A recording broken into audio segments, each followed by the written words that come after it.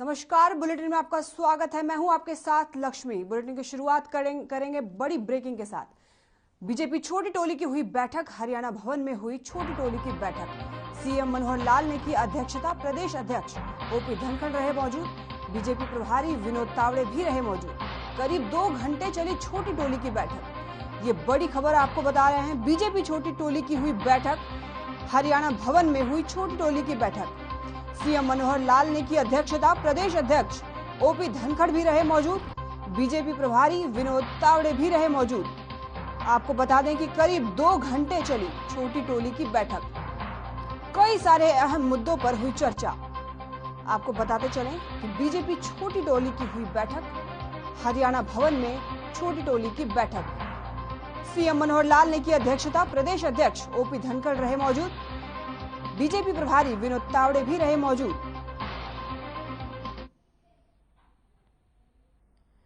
हरियाणा विद्यालय शिक्षा बोर्ड ने एचटेट का परिणाम घोषित कर दिया है।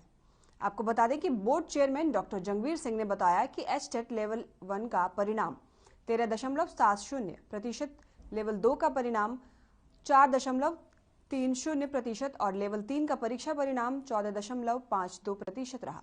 ये परीक्षा 18 और 19 दिसंबर को 3 चरणों में आयोजित की गई थी, जिसमें कुल 1,87,951 अभ्यर्थियों ने परीक्षा दी थी।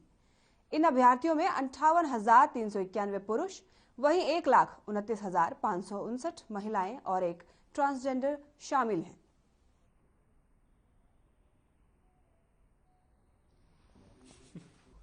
हरियाणा विद्यालय शिक्षा बोर्ड द्वारा आयोजित हरियाणा अध्यापक पात्रता परीक्षा 2021 का परीक्षा परिणाम आज घोषित किया गया है। लेवल 1 पीआरटी में कुल 13.70%, लेवल 2 टीजीटी में कुल 4.3% और लेवल 3 पीजीटी में कुल 14.52% परीक्षा परिणाम रहा। अभ्यर्थी उत्तीर्ण हुए।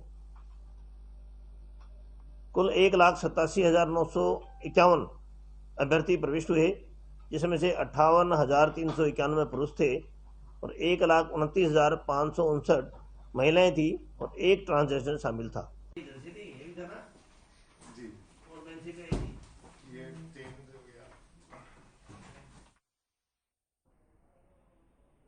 एचटेट के परिणामों के साथ ही हरियाणा विद्यालय शिक्षा बोर्ड ने एचटेट परीक्षाओं में नकल करने वाले अभ्यर्थियों का चिट्ठा भी मीडिया के सामने खोला है। एक बड़े प्रोजेक्टर पर परीक्षा के दौरान नकल करते हुए अभ्यर्थियों को मीडिया के सामने एक क्लिप दिखाई। हरियाणा बोर्ड के चेयरमैन डॉक्टर जंगवीर सिंह ने बताया कि बोर्ड मुख्यालय में बने अति आधुनिक हाईटेक कंट्रोल रूम से पल पल की लाइव मॉनिटरिंग कैद हुई थी। अकेले लाइव सीसीटीवी फुटेज के आधार पर 66 अभ्यर्थियों के केस दर्ज किए गए हैं। वहीं बोर्ड के चेयरमैन ये भी बताया कि इसमें 58 अभ्यर्थियों पर का पेपर रद्द कर दिया गया।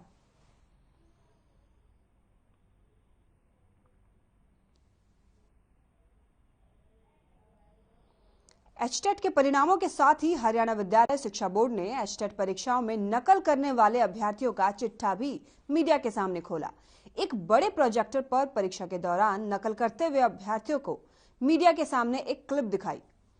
हरियाणा बोर्ड के चेयरमैन डॉक्टर जगबीर सिंह ने बताया कि बोर्ड मुख्यालय में बने अति आधुनिक हाईटेक कंट्रोल रूप से पल पल की लाइव दिखाई। खबर भिवानी से है, जहां हरियाणा विद्यालय शिक्षा बोर्ड की ओर से 8वीं की परीक्षा लिए जाने वाले मामले में अभी भी संशय छाया हुआ है। बोर्ड चेयरमैन ने बताया कि 8वीं की परीक्षा बोर्ड नहीं लेगा, बल्कि एससीईआरटी निर्णय लेगा कि 8वीं और 5वीं की परीक्षा कौन लेगा। वहीं board chairman doctor Jangveer Singh ने बताया कि यह मामला न्यायालय में था। न्यायालय में सरकार ने हलफनामा दिया है।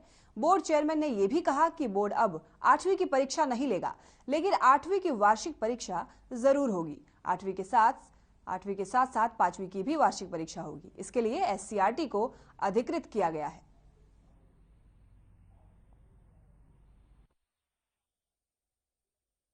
पार्लियामेंट के द्वारा संशोधन हो चुका है कि 5वीं 8वीं में आप विद्यार्थी को रोक सकते हो और सरकार ने वो नोटिफिकेशन जारी कर दी है। गजट नोटिफिकेशन द्वारा तय कर दिया है कि 5वीं 8वीं में बच्चे को रोका जा सकता है। अभी तक ऐसा था कि नहीं रोका जा सकता। एस्टेट की मान्यता है, आजीवन रहेगी या 7 साल? और एस्टेट की 7 वर्ष के लिए वैलिड रहेगा। पार्लियामेंट के द्वारा संशोधन हो चुका है कि 5वीं 8वीं में आप विद्यार्थी को रोक सकते हो, और सरकार ने वो नोटिफिकेशन जारी कर दी है।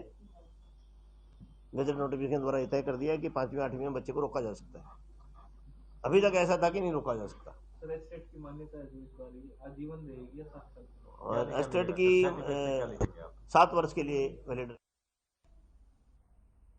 पिछले काफी समय से अभिभावक अपने बच्चों का निजी स्कूल में दाखिला करवाने के लिए दर दर भटक रहे हैं, लेकिन दाखिला नहीं मिल पा रहा है, जिससे उनका जो गुस्सा है वो लगातार बढ़ता जा रहा है। वहीं निजी स्कूल संचालकों की दलील है कि सरकार पहले हमारी मांगों को पूरा करे, उसके बाद ही दाखिला दिया जाएगा। रिपोर्ट देखिए।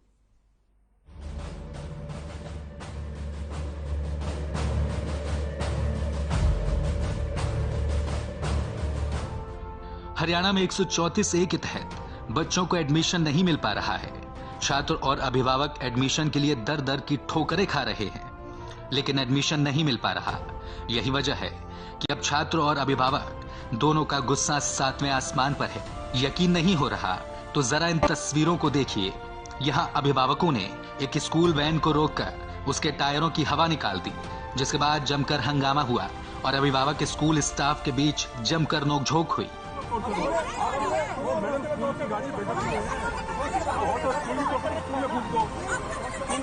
देखो 134 का कम से कम 1.5 महीना हो चुका है और हम लोग प्रशासन में भी गुहार लगा चुके हैं, स्कूल वालों से भी मिल चुके हैं, लेकिन फिर भी एडमिशन नहीं हुआ है। तो आज अभिभावकों ने और छात्र अभिभावक संघ ने गुस्से में आके कुछ स्कूलों की गाड़ियों का पंचर किया है और हम प्रशासन को भी एक चेतावनी दे रहे हैं कि प्रशासन जब एडमिशन नहीं कराता है, सरकार नाकाम हो चुकी है, तो हम अब शहर में किसी भी स्कूल की बसें नहीं चलने देंगे। ये छात्र अभिभावक संघ की तरफ से मेरी वार्निंग है सभी स्कूल वालों को भी और प्रशासन को भी। अब जरा इन तस्वीरों को देखिए। तस्वीरें सोनीपत की हैं। यहाँ 134A के पहले ड्रॉ में उत्तीर्ण बच्चों को दाखिला नहीं मिल पा रहा है और अब दूसरे ड्रॉ की तैयारी हो रही है। अभिभावकों ने साफ कह दिया है कि सरकार और प्रशासन या तो सभी बच्चों का दाखिला कराए या मना कर दे। छात्र अभिभावक संघ ने चेतावनी देते हुए कहा कि हम बच्चों को दाखिला मिलने तक आंदोलन करेंगे। इनका गुस्सा इस कदर बढ़ता जा रहा है कि निजी स्कूलों की दीवारों पर, स्कूलों के गेटों पर, बोर्डों पर छात्र अभिभावक संघ के सदस्यों ने लिख डाला कि शिक्षा के लुटेरे, शिक्षा का व्यापार बंद करो और 134A लागू करो। और चलिए अब आपको बताते हैं कि 134A नियम क्या है। इससे गरीब परिवारों को फायदा मिलता है। बच्चों का निजी स्कूलों में दाखिला होता है। दाखिला और पढ़ाई निःशुल्क होती है।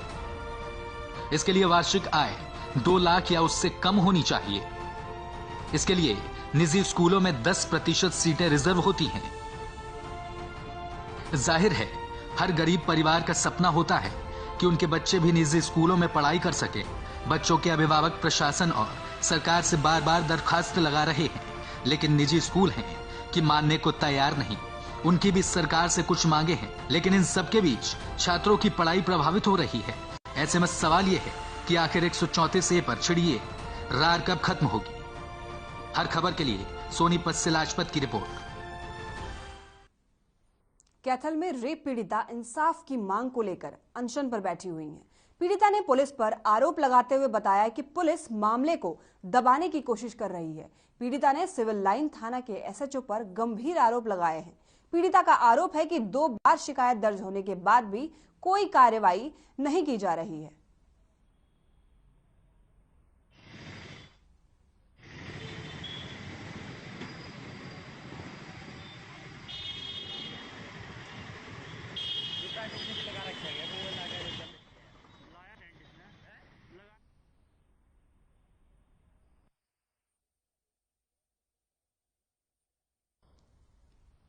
टीवी स्क्रीन पे आप देख सकते हैं कि ये जो रेप पीड़िता है वो इंसाफ की मांग को लेकर अनशन पर बैठी हुई हैं। पीड़िता ने पुलिस पर आरोप लगाया है और कहा है कि पुलिस है मामले को दबाने की कोशिश कर रही है। पीड़ित ने सिविल लाइन थाना के SHO पर गंभीर आरोप लगाए हैं। पीड़िता का आरोप है कि 2 बार शिकायत दर्ज होने के बाद भी कोई कार्रवाई नहीं की गई है। रेवाड़ी में टाकड़ी की पहाड़ियों में एक 40 साल के शख्स का शव अधजली हालत में मिला है। शव मिलने से क्षेत्र में हड़कंप मच गया है। सूचना मिलने के बाद बावल पुलिस ने मौके पर पहुंचकर शव को कब्जे में लेकर जांच शुरू की। हत्या कर शव को जलाने की आशंका जताई जा रही है। फिलहाल मृतक की पहचान नहीं हो पाई है।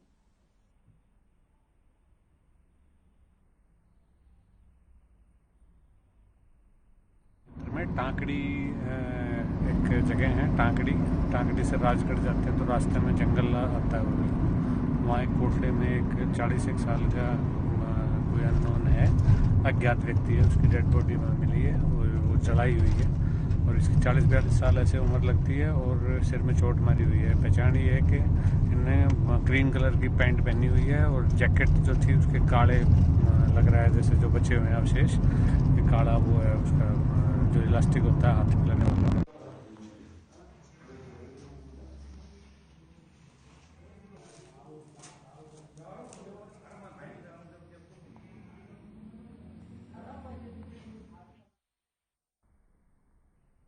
पानीपत में लगातार बढ़ रहा चोरों का आतंक।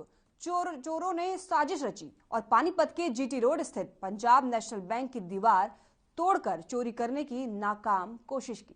लेकिन मसला ये हुआ कि चोर साजिश के परिणाम तक नहीं पहुंच पाए और आनन फानन में बैंक से डीवीआर लेकर फरार हो गए। चोरी की वारदात के दौरान अन्य सिक्योरिटी कैमरे में कैद हुई। 2 चोरों की तस्वीरें। इस घटना के तुरंत बाद बैंक मैनेजर की शिकायत पर थाना पुलिस ने मामला दर्ज किया और आगे एक्शन लेते हुए पुलिस सख्ती से जांच में जुट गई है।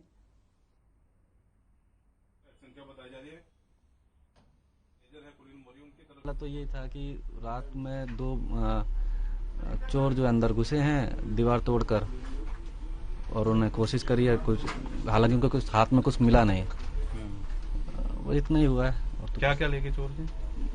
देखो जी, अभी तो तफ्तीश जारी है कि भाई क्या क्या लेकर गए हैं, पुष्टि कर रहे हैं, सामान वगैरह सब कुछ सुनिश्चित, क्योंकि छोटा मोटा आइटम बहुत सारे हो सकते हैं, तो ये सब चीज़ें तो एग्जैक्टली नहीं पता चल पाएगा कि भाई आखिर क्या क्या लेकर गए हैं। डीवीआर लेके गए? डीवीआर तो एक है, वो लेकर गए बस। बाकी कहाँ से घुसे थे सर चोर? पीछे से। चलिए यहाँ रुकते, छोटे से ब्रेक के लिए कहीं मत जाइएगा, फौरन लौटेंगे।